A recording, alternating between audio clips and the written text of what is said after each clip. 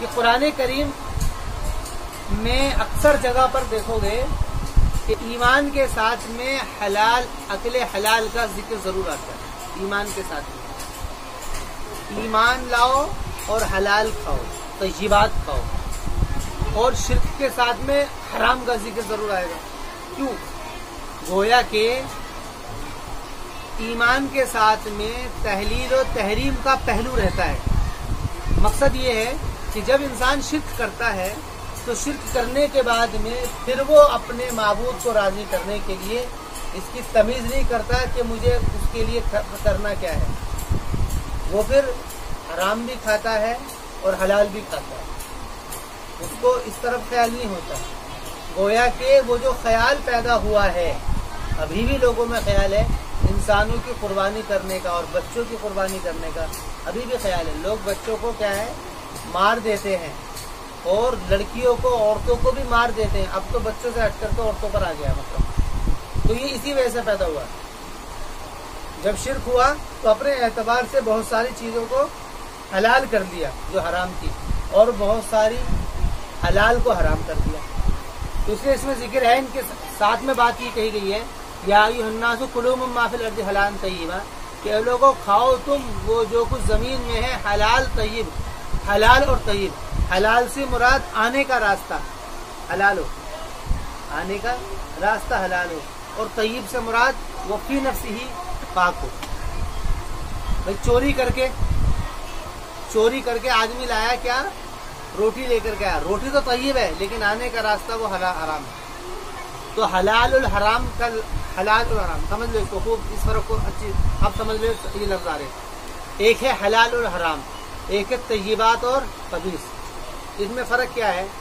حلال الحرام لفظ آتا ہے قرآن کریم کا پنشبل، یعنی جس کے اوپر سزا ملے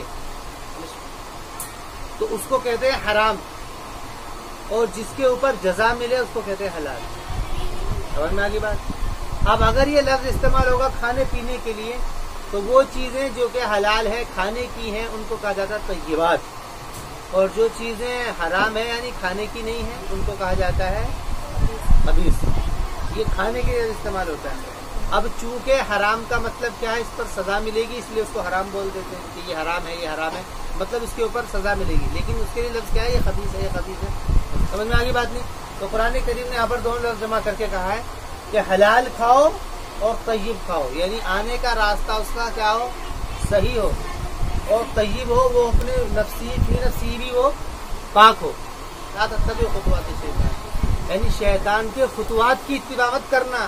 خطوات کا مطلب نقش قدم، یعنی اس سے تو وہ تو دیکھ گیا. بھائی ایک آدمی کا ہوتا ہے، ایک آدمی کا وجود ہوتا ہے، ریئلٹی ہوتی ہے، وہ دکھائی دے رہا ہے فلاں ہے. ایک اس کے کیا ہے نشانات ہوتے ہیں. ایک آدمی یہاں بیٹھا تھا وہ چلا گیا، بعد میں کہا بھائی کون بیٹھا تھا یہاں پہ؟ یہ تکیے وکیے لگے ہوئے ہیں، ابھی یہاں پہ فلاں صاحب بیٹھے ہوئے. یعنی اتنی بات بھی مت سننا اس کی اگر کوئی بتائے یہ بات، مطلب اس سے اتنی دور رہنا گویا کہ تم اس کو جانتے ہی نہیں. یہ مقصد ہے. ولا تتبعوا خطوات الشیطان، کیوں؟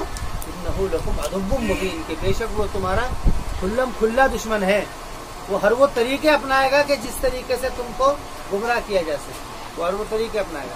ان الشیطان لکم عدو مبین انما یامرکم بالسوء والفحشاء، وہ تم کو حکم دے گا برائی کا اور فحشاء کا. سوء کہتے ہیں بدی کو، سوء کہتے ہیں بدی. اچھا، سوء جو ہوتا ہے یہ جو خیر ہے اس کے مقابل کا لفظ ہے. سوء اور خیر یہ دو لفظ مقابل کے ہیں. سوء کہتے ہیں بدی کو اور خیر کہتے ہیں نیکی کو. سوء کہتے ہیں بدی کو، کہ شیطان تم کو بدی کا حکم دے گا. والفحشاء، فحشاء ایسا لفظ ہے یہ بھی نسبت کے اعتبار سے اس کے معنی بدل جاتے ہیں. اگر اس سے مراد مرد عورتیں ہوں تو پیغام دینا مقصد ہوگا تو وہاں پر زنا یا اس سے یعنی کہ ننگ پنے سے بچنا مقصد ہوگا. اور اگر کھانے پینے کے لیے آئے گا تو اس سے مراد وہ حرام چیزیں مراد. یہ بھی نسبت کے اعتبار سے یہ لفظ بدلتا رہتا ہے. لیکن اس کا عام استعمال جو ہوتا ہے، اس کا عام استعمال اور مشہور استعمال وہ اسی مرد عورت سے ریلیٹڈ معاملوں کے اندر ہی ہے. اب یہاں پر استعمال ہوا ہے فحشاء کے بعد کہ وہ تم کو حکم دے گا بدی کا اور فحشاء کا، یعنی وہ تم سے کہے گا کہ وہ کہے گا کہ بھئی یہ کھا لو، اس میں بڑا ٹیسٹ ہے. جیسے کہ آدم علیہ السلام کو اس نے حکم دیا تھا اور اس نے ان میں وہ عمل کرا دیا تھا، جو اس نے وہ عمل کرا دیا تھا جس سے اللہ نے روکا تھا، اسی طریقے سے وہ تم کو حکم دے گا کہ وہ تم یہ کام کرو، اور تم کو اس بات کا حکم دے گا وہ وان تقولوا علی اللہ ما لا تعلمون، اور یہ بات کہ تم کہو اللہ تعالیٰ پر وہ جس کو تم نہیں جانتے ہو، وہ اس بات کا بھی حکم کرے گا. وان تقولوا علی اللہ ما لا تعلمون، اور وہ اس بات کا بھی حکم دے گا کہ تم کہو اللہ تعالیٰ پر جس کو تم نہیں جانتے ہو، یعنی کہ بغیر دلیل کے. یہ یہود میں ایسا ہی ہوا تھا. ان لوگوں نے کیا کیا تھا؟ ان لوگوں نے اپنی طرف سے شریعت کو متعین کیا، اپنی طرف پیغامات دیے اور اپنی طرف سے بتانا شروع کر دیا، دیکھو جی اللہ کا حکم ہے، یہ اللہ کا حکم ہے، اس کے بارے میں یہ سزا ہے. یہ قرآن کریم کہا وان تقولوا. پہلے آدمی کیا کرتا ہے؟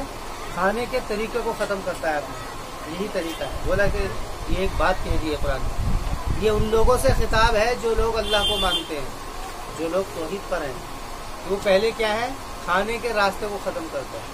تم دیکھ لو کہ سب سے پہلے اسی طریقے سے مسلمان جاتا ہے، یہیں سے جاتا ہے سب سے پہلے کھانے پینے کے، وہ اس کو ختم. اس کے بعد میں آہستہ آہستہ اس کے اندر شرک آ جاتا ہے، اور جب اس کے اندر شرک آ جاتا ہے تو وہ اللہ کے لیے وہ باتیں کہنا شروع کر دیتا ہے، یا اس کے قرآن میں وہ باتیں کہنا شروع کر دیتا ہے جو کہ ہوتی ہی نہیں ہے اپنی طرف سے. یہ گویا کہ یہ لف و نشر ہے. لف و نشر کا مطلب یہ ہے کہ یہ ہوگا تو یہ ہوگا، یہ ہوگا تو یہ ہوگا. حرام کھائے گا تو شرک آئے گا، شرک آئے گا تو اللہ کے مطابق وہ کہے گا جو ہے نہیں. یہ لف و نشر ہے. وان تقولوا علی اللہ ما لا تعلمون وَإِذَا قِيلَ لَهُمُ اتَّبِعُوا مَا أَنزَلَ اللَّهُ قَالُوا بَلْ نَتَّبِعُ مَا أَلْفَيْنَا عَلَيْهِ آبَاءَنَا. اور جب ان سے کہا جاتا ہے کہ تم اتباع کرو اس چیز کی جو کہ اللہ نے نازل کیا ہے، یعنی توحید ہے اور تحلیل ہے، طیبات ہے، ان کو کھاؤ، تو وہ کہتے ہیں قَالُوا بَلْ نَتَّبِعُ مَا أَلْفَيْنَا عَلَيْهِ آبَاءَنَا. تو وہ کہتے ہیں کہ بلکہ ہم اتباع کریں گے اس چیز کی کہ جس پر ہم نے لپیٹ دیا ہے ہم کو ہمارے والدین نے. الفا لپیٹ دینا، یعنی لپیٹنے سے مراد یہ ہے کہ جو انہوں نے ہم کو بتایا ہے، جو انہوں نے ہم کو بتایا ہے اسی کی ہم اتباع کریں گے. ہمارے باپ داداؤں نے جو ہم سے کہا ہے ہم اسی کی اتباع کریں گے. اور وہ کیا تھا کہ بتوں کی عبادت کریں گے، اور کچھ جانور انہوں نے اپنے اوپر حرام کر رکھے تھے. جانوروں کی حرمت کی تفصیل، مثلا وہ بیل، ان کی عام طور سے جیسے بیل کے اندر ہی، گائے بیل کے اندر ہی حرمت کی چیزیں تھی عام طور سے عربوں میں بھی، کہ جو 1 سال کا ہو وہ حرام ہے. یہ وہ اونٹ جس کے اوپر کسی نے سواری نہ کی ہو اس کو نہیں ہم کھا سکتے. سوا میں یہ بہت ساری یہ جانوروں کی قسمیں تھی، یعنی وہ اونٹنی جس کے کوئی بچہ نہ پیدا ہوا ہو ابھی تک، وہ کیا نام ہے، یعنی جس کے بچہ نہ ہوا ہو وہ حرام ہے. اس طریقے کی ان لوگوں نے وہ چیزیں حرام کر رکھی تھی. وہ حلال چیز تھی کھانے کی لیکن انہوں نے وہ حرام کر رکھی تھی، اور بہت سارے حرام چیز کو اپنے اوپر انہوں نے حلال کر رکھا تھا. تو ان سے بات کہی گئی ہے، تو یہ کہا کہ ہم تو ایسے ہی کریں گے. وَلَوْ كَانَ آبَاؤُهُمْ لَا يَعْقِلُونَ شَيْئًا. قرآن کہہ رہا ہے اگرچہ ان کے ماں باپ نہیں عقل رکھتے ہیں کچھ، وَلَا يَهْتَدُونَ، اور نہ ہی وہ ہدایت پر. دیکھو دو باتیں ہیں، ایک تو وہ رہنمائی ہے جو عقل کے ذریعے سے حاصل کی جاتی ہے. جان سمجھنا، انسان کو 2 رہنمائی حاصل ہوتی ہے، ہدایت اور عقل، علم اور عقل. علم و عقل جو انسان کو رہنمائی حاصل ہوتی ہے اپنی طبیعت سے، وہ طبیعت کا نام ہے عقل. اور جو رہنمائی انسان کو حاصل ہوتی ہے علم سے، اس علم کا نام ہے قرآن. بھائی انسان رہنمائی حاصل کرتا ہے، کچھ رہنمائی عقل سے حاصل کرے گا. ابھی یہ گڈھا ہے یہاں پہ نہیں گرنا، یہ آگ ہے اس کو نہیں پکڑنا، یہ چھت ہے اس کے اوپر دیوار کے اوپر نہیں چڑھنا. کچھ رہنمائی انسان عقل سے حاصل کرتا ہے. یہ زہر ہے اس کو نہیں کھانا. کچھ رہنمائی انسان وہ ہے تو اپنی عقل سے حاصل کرتا ہے. کچھ رہنمائی وہ ہے جہاں تک عقل کی رسائی نہیں ہو سکتی ہے وہاں پر شریعت، قرآن یا نبی رہنمائی کرتا ہے. اس رہنمائی کا نام ہدایت ہے اور اس رہنمائی کا نام عقل ہے. بس اتنا سا فرق ہے، کام رہنمائی کے دونوں سے ہوتے ہیں. تو قرآن کریم نے کہا ہے نہ تو یہ رہنمائی اپنی طبیعت سے حاصل کرنا چاہ رہے ہیں اور نہ ہی یہ ہدایت سے رہنمائی حاصل کرنا. ان کے پاس عقل بھی ہے اور ان کے پاس میں ہدایت بھی ہے. عقل کیوں؟ کیونکہ وہ انسان ہے. ہدایت کیوں؟ کیونکہ ان کے پاس میں توراۃ ہے، انجیل ہے، زبور ہے، بڑی بڑی کتابیں. اس لیے ان کے اوپر اس بات پر رد کر دیا ہے کہ لایا ان کے جو والدین تھے نہ تو وہ عقل رکھتے تھے اور نہ ہی وہ ہدایت پر تھے. وَمَثَلُ الَّذِينَ كَفَرُوا كَمَثَلِ الَّذِي يَنِعُقُ بِمَا لَا يَسْمَعُ إِلَّا دُعَاءً وَنِدَاءً. یہاں پر کافرین کی مثال دی ہے اور کافر کی مثال اور ان لوگوں کی مثال جنہوں نے کفر کیا ہے کمثل الذی، اس شخص کی طرح ہے، یعنی جو کہ چلاتا ہے. نیق یناق ناقن کے معنی چلانا. نیق الاذان، نیق المؤذن، مؤذن چلایا یعنی مؤذن نے آواز دی. یا نیق الحمار، یا گدھا کیا ہے چلایا. نیق کے معنی چلانے کے آتے ہیں. کمثل الذی، لیکن یہ چلانا جو ہے یہ اس لفظ کے معنی میں آتا ہے کہ جس چلانے کا کوئی حاصل نہ ہو. کمثل الذی، اس شخص کی طرح ہے جو کہ چلائے بما لا یسمع الا دعاء، اس شخص پر کہ جو کہ نہ سنے، جو کہ نہ سنتا ہو سوائے آواز کے یا پکار کے. یعنی یہ ایسا ہے جیسے کہ جانور ہے، بس اس کو سمجھ میں آتا ہے کہ جی کوئی کچھ کہہ رہا ہے، لیکن کیا کہہ رہا ہے وہ نہیں پتا. ایسا ہی ہوتا ہے. یہ قرآن نے مثال ایسی دی ہے جو کہیں پر بھی فٹ کر لو انشاءاللہ پوری اترے گی. جتنے بھی لوگ مشرکین ہیں یا جتنے بھی لوگ کافرین ہیں وہ سب اس کا اعتراف کرتے ہیں کہ خدا ایک ہی ہے، اس کی کوئی شکل و صورت نہیں ہے. اس لیے شکل و صورت نہیں ہے تو اس کی کوئی مورتی یا مجسمہ نہیں بن سکتا ہے. وہ سب سے بڑا طاقتور وہ اکیلے ہی ہے. جو اگر ہو جائیں گے تو گڑبڑ ہے. وہ ساری بات سمجھتے ہیں لیکن ان کے کان کے اوپر ایسے بات سمجھتی کہ ایک آدمی ایک بات کہہ رہا ہے لیکن یہ عمل نہیں ہوگا اس میں. جیسے کہ جانور ہوتے ہیں کہ جانور کو اتنی بات سمجھ میں آتی ہے وہ کہتا بھائی ادھر کہتے ہیں نا لے لے لے کرتے ہیں جانور کو کرتے ہیں. اسے اتنی بات پتا ہے کہ یہ کچھ کہہ رہا ہے لیکن اسے یہ نہیں پتا کہ کہتا کیا. اس کے بس کان پہ آواز ٹکراتی ہے جیسے نا لے تو دیکھا ہوا جانور ایک دم سے پلٹتا ہے.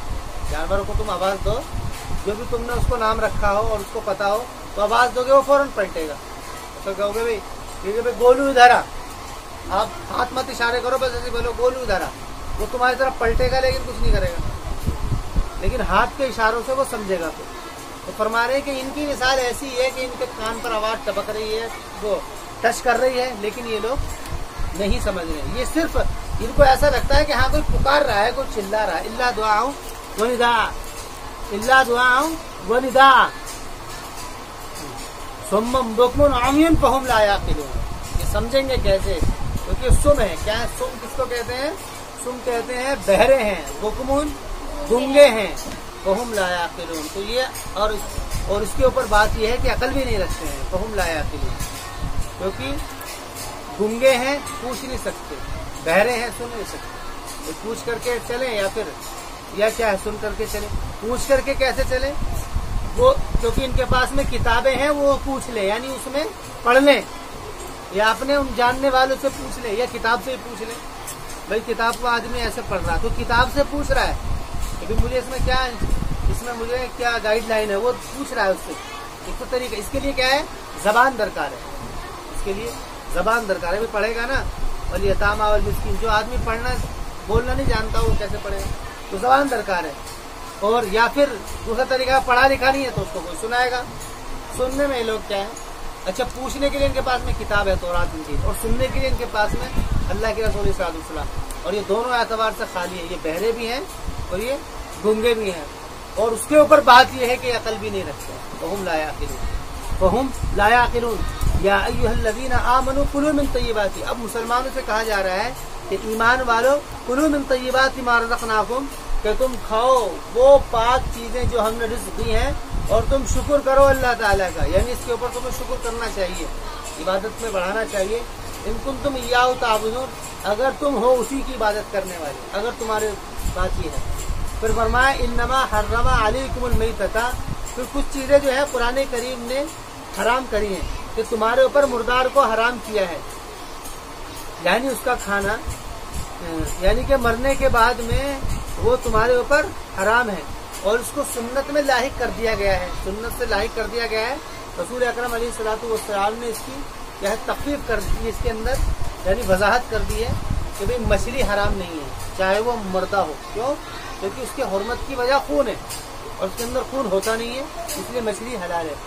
اور اسی طریقے سے خون بھی حرام ہے. دیکھو قرآن کریم نے خود واضح کر دیا ہے تمہارے پر مردہ حرام ہے اور خون حرام ہے.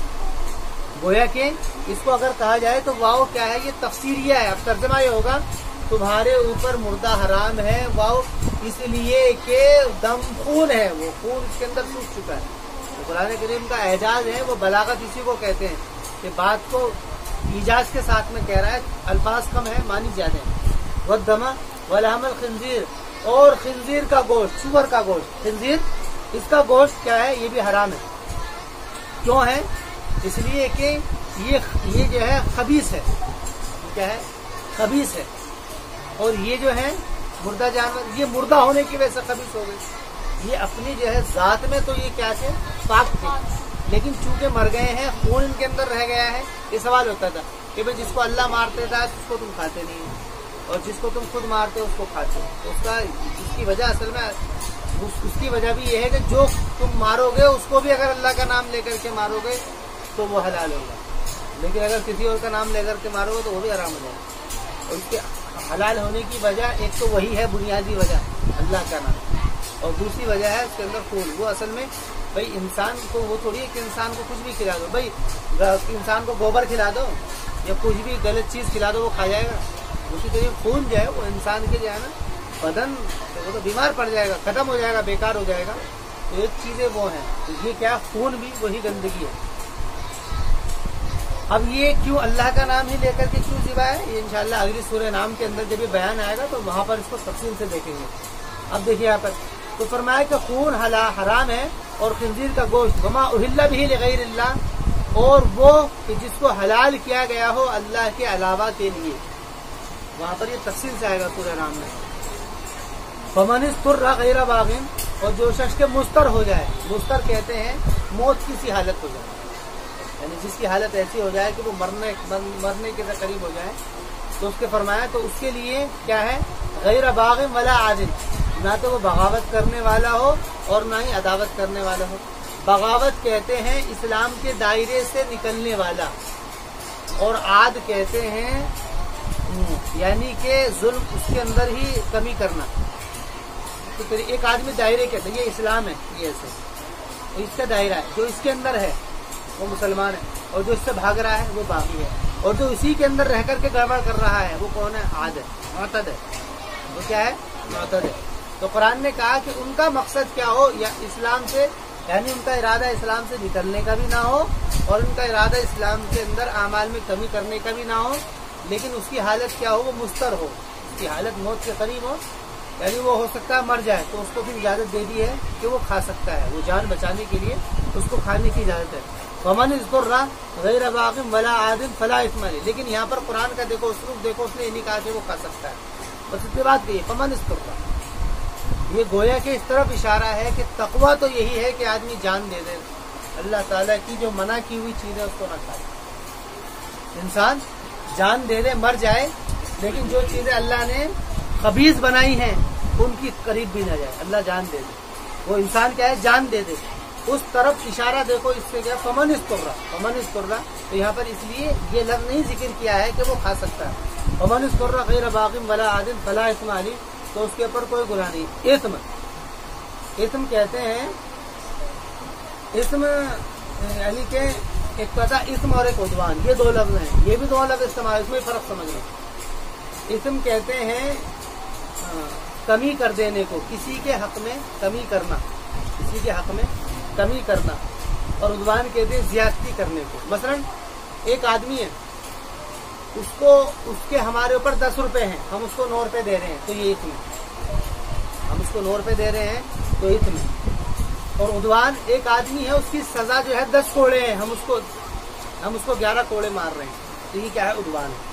तो फरमाने फला इस्म अलैह, तो उसके ऊपर कोई भी यानी हक में कमी करने का केस उसके ऊपर दायर नहीं होगा, तो इसके ऊपर कोई इस्म नहीं है। इन्नल्लाह गफूर रहीम, और इसके बावजूद अल्लाह ताला उसको माफ करने वाला है, रहम करने वाला है, यानी वो ऐसा माफ करने वाला है कि वो रहम करने वाला है। इन्नल लज़ीना यक्तुमूना मा अंज़लल्लाहु मिनल किताबि व यश्तरूना बिही समनन क़लीला उलाइका मा याकुलूना फी बुतूनिहिम इल्ला अन्नार व ला युकल्लिमुहुमुल्लाहु यौमल क़ियामति व ला युज़क्कीहिम व लहुम अज़ाबुन अलीम। ये जो मामले हुए थे सारे के सारे, कि कुछ चीजें हलाल हो गई थी, कुछ हराम हुई थी, ये क्यों हुई थी, ये हुई नहीं थी बल्कि करी गई थी, और ये यहूद ने की थी और उनकी किताबों में लिखी हुई थी, इन्होंने उसको छुपाया था, इन्होंने उसको छुपाया था। तो उनके ऊपर कुरान करीम ने उनके ऊपर सख्ती की और फरमाया कि वो लोग जो कुछ छुपाते हैं, कितमान कहते हैं छुपा लेने को, कि वो लोग जो कुछ छुपाते हैं उन अहकामात को کہ جس کو اللہ نے نازل کر دیا ہے کتاب میں سے، یعنی کہ اس سے مراد سیاق و سباق طے کر رہا ہے. حالانکہ اس میں لکھا ہوا ہے کہ اللہ کے رسول علیہ الصلوۃ والسلام کی تعریف کو، لیکن سیاق کس بات کو طے کر رہا ہے؟ سیاق اس بات کو طے کر رہا ہے کہ جو یہود نے یہ بات چھپا لی تھی، حلال اور حرام کا مسئلہ کیوں پیدا ہوا ہے.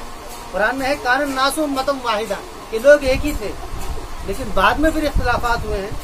یہ جو معاملہ ہے یہود نے کیا ہے، کچھ چیزیں حلال کر دی، کچھ حرام کر دی. تو یہ جو معاملہ ہوا ہے وہ یشترون بھی، اس کی وجہ پہلے ذکر کی. اس کی وجہ یہ ہے کہ وہ دنیاوی لالچ تھا. وہ دنیاوی لالچ تھا کہ کسی نے پیسے دے دیے، اسی کے مطابق وہ فیصلہ کر دیا. اب جیسے کہ دوسرے طبقے کے اندر بھی، مذہب کے اندر بھی کچھ رشی ہیں، منی ہیں، وہ لوگ سب جانتے ہیں کیونکہ وہ لوگ کتاب پڑھے ہوئے ہیں، ان میں ساری باتیں، لیکن اس کے باوجود بھی وہ چلتے اس کے اکارڈنگ ہے جس کو ماحول اور معاشرہ چاہتا ہے. چلتے اس کے اکارڈنگ ہے جو ماحول معاشرہ طے کرتا ہے. یہ جتنے بھی اختلافات ہیں قرآن میں، جیسے کہ یہ ایک بات آ گئی کہ یہ جو ایک مسئلہ چل رہا ہے، جو یہ مسئلہ چل رہا ہے ابھی عظمت نبی کا، اس کے اندر جو بات اس نے کہی تھی کہ بھئی انہوں نے شادی کیوں کی 6 سال کی عمر میں اور رخصتی ہوئی. اسی کو اگر دیکھا جائے تو ان کتابوں میں بھی لکھا ہوا ہے ان کی کہ وہی 6 سال کی عمر تھی. اس کی سیتا نام ہے، سیتا کی، اس کی بھی. لیکن وہ چیزیں ان کی کتابوں میں بھی ہیں، وہ ساری چیزیں ہیں. وہ اصل میں ایسا کیوں ہوا تھا؟ کیونکہ ہم جس دور میں جی رہے ہیں یہ دور بالکل ایک دم الگ ہے. اس دور میں ہم پہلے دور میں یہ ہوتا تھا کہ بچہ بالغ ہوتے ہی ماں باپ سے الگ ہو جاتا تھا، لیکن اب تو بڑھاپے تک ماں باپ کے ساتھ رہتا ہے. پہلے دور میں یہ تھا کہ عورت کے اوپر کوئی ذمہ داری نہیں تھی. اب تو یہ ہے کہ بچوں کو بھی پالنا ہے، اور ملتے بھی ہیں کتابوں میں سے کہ دودھ پلانے کے لیے بھی دودھ بھیجا کرتے تھے. وہ ماحول الگ تھا، یہ دور بالکل الگ ہے. اس دور سے اگر سمجھیں گے تو بڑا مشکل ہو جائے گا. اور یہ ہر کسی کے ساتھ میں تھا، ہر ایک اس طریقے سے کیا کرتا تھا. وہاں پر وہ چیز جو کہ رواج میں تھی. تو قرآن کریم نے یہ بات کہی ہے کہ ان لوگوں نے کیا کیا تھا، جس کو ماحول اور معاشرہ چاہ رہا تھا اسی کے مطابق وہ فیصلہ دیا کرتے تھے. ان کا مقصد ہوتا تھا وہ یشترون بھی ثمنا قلیلا، کہ وہ اس سے کیا ہے تھوڑی قیمت خریدا کرتے تھے.